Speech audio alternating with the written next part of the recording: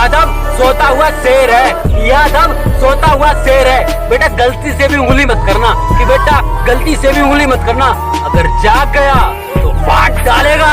जय यदुवंशी। कि सुतल बा शेर त सुतर रह दे, हाला क के जगइबे का।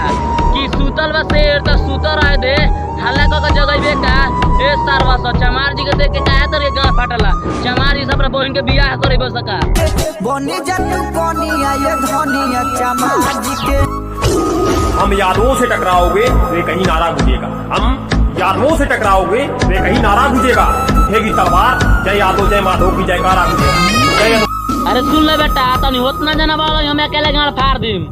तनी होतना जना बालो हम अकेले गाड़ फाड़ दिम। जग के चमार साला निउरा के गोली मार दे। कि अहिरन से जुगाए ने काहे कि जान ले इनन के लठिया में पोतल बा जहर।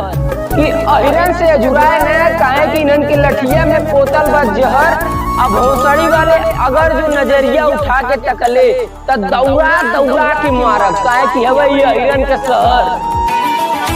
कि यादव हुआ तो घर में घुसा रहिया, बाहर निकलबो तो फाड़ दे हम। कि यादव हुआ तो घर में घुसा रहिया, बाहर निकलबो तो फाड़ दे हम।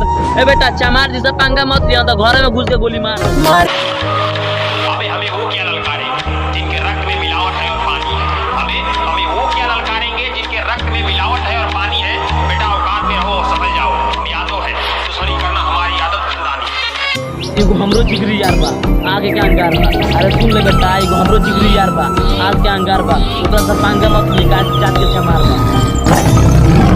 मार दे बजान से तो सन से मोरे रंगदारी कोरी ले रंगदारी कोरे। मार दे बजान से तो सन से मोरे रंगदारी कोरी ले रंग।